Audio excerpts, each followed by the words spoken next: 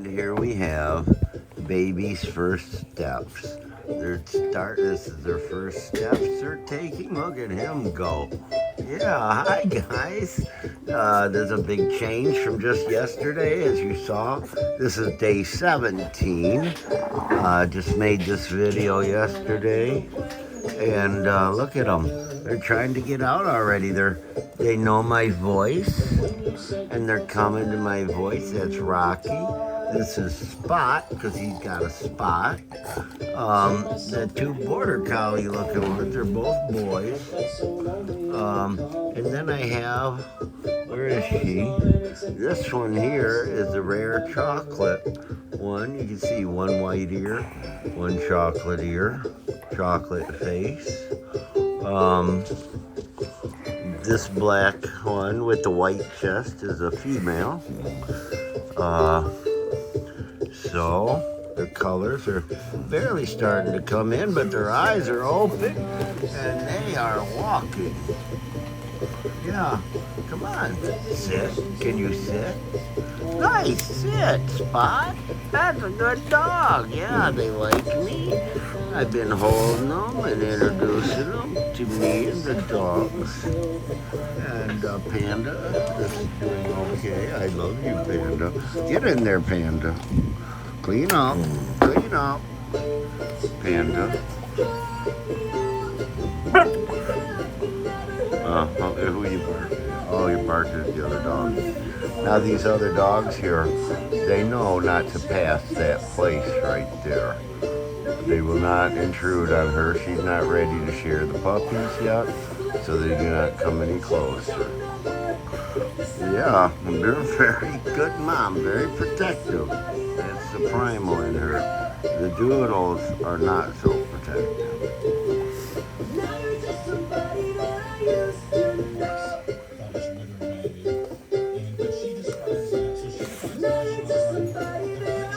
This is this morning's puppy play.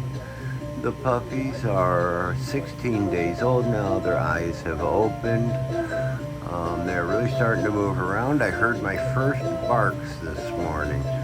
Nothing cuter than puppy barks. We've done our, yeah, see, there they go. We've done our neurological stimulation and pack introduction. And now it is nap time. Again, differentiated surfaces. I throw a couple of soft baby blankets in there, but I leave some smooth wood area so they slip around. It helps them learning dexterity and paw placement. At this age, they start moving around the mother in a circle. That's how they explore their environment close to the mother. They are just curious enough to leave the mother, but they're insecure enough that they want to be touching the mother. Now now their eyes are open. They're fascinated by the fencing here, and they're sniffing the wire, the metal, and kind of chewing on it. They don't have any teeth. This little guy, I call him camel toe because he's got that white camel toe spot on his foot. I start giving them names as their characteristics come out. The white puppies, again, this is an accidental litter. Max the golden doodle bred with Panda the healer, which is okay, but I usually reverse it where the female is the golden doodle and the male is the healer. So the white ones are healery and the colored ones are doodly. So the white ones will turn blue. Their spots are predominant. That's how healers are born, exactly like that. They will, again, take on this blue-gray tricolor healer look. Panda, are you tired, Panda? Are you tired of me fucking with your puppies? You're very tolerant with your dad. So we introduce, their eyes are open. We introduce the baby dogs, easy, to the pack, one puppy at a time. This is a lot for them. Mom is still very protective of the babies. Hey, quit. That's not nice. That's rude. And so we want to do this without Panda around. This is just an adorable little. Quit. Come on, Max. Max is the dad. Sky's the mom. Or no, that's not true. Wrong litter. So this little guy is just beautiful. He's got these brown paws. Quit now. Come on, I'm trying to work here. So he's just adorable, beautiful markings. Quit, Kona. That's rude. Quit, Rosie. So we're introducing him. Yeah.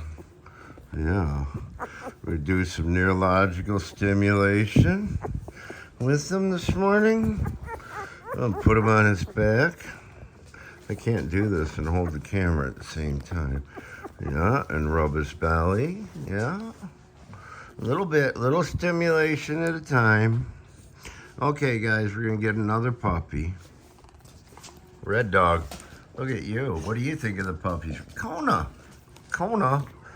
a great mom, but she's just a little nosy, rude.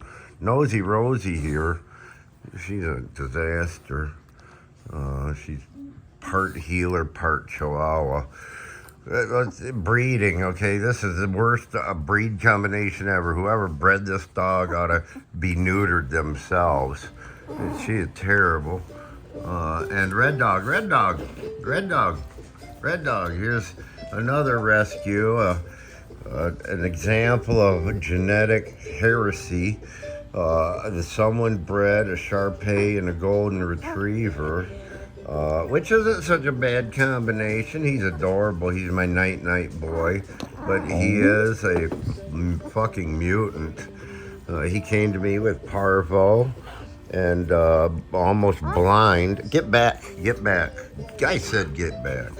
And came to me with parvo, and his eyes were all ulcered and blistered because he had those Shar-Pei inverted eyelids that wasn't properly cared for or cleaned. And I got him when he was 7 weeks old. He was dying. He was on his deathbed.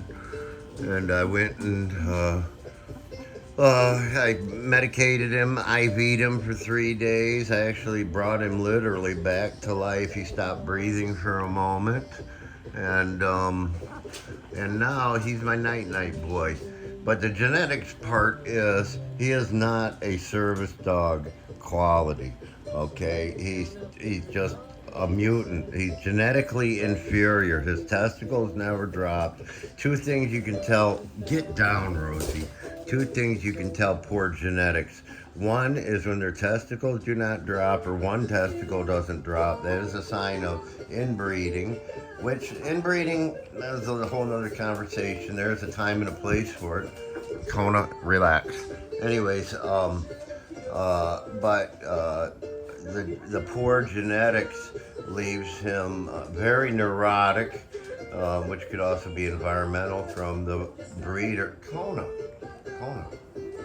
Could be environmental from the breeding situation. Red Dog has a unique ability to detect disease, though. He can,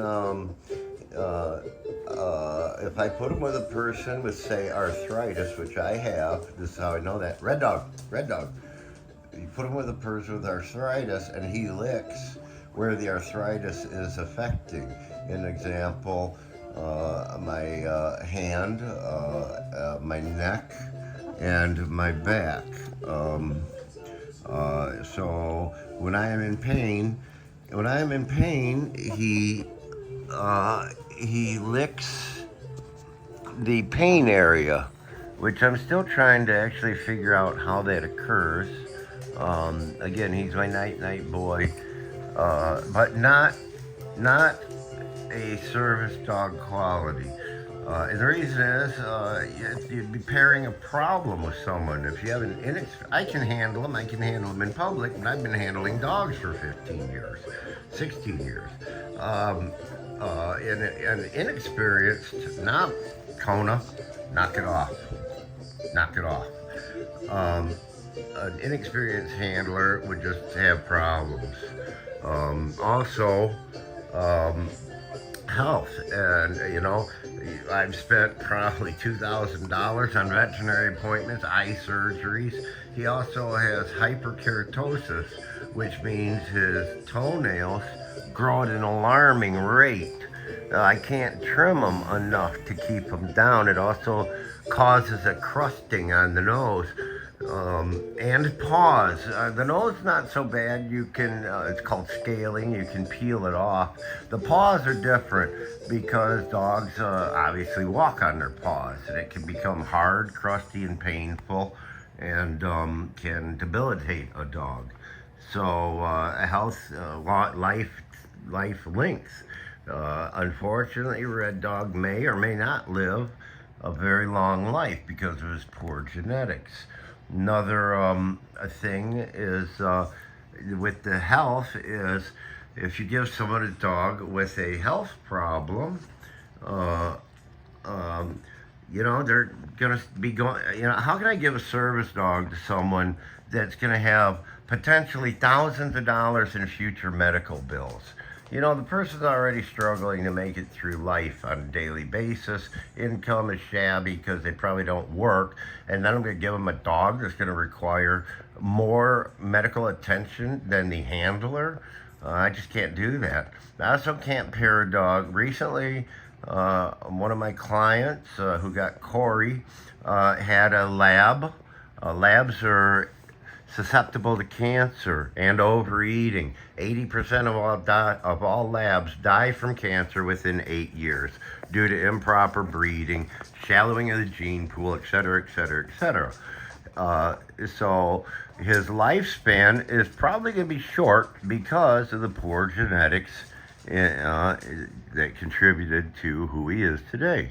Anyways, that is our morning espresso here, puppy play this morning. This guy has settled down. He's met everybody. This is actually not the first meeting, but the first structured meeting. I do this with every puppy today. Rosie, I'm taking you to the pound as soon as I can. No, I'm not. Anyways, Maka has been through this 200 times. He's kind of over it. He likes the puppies for a brief minute. That's it. Thank you.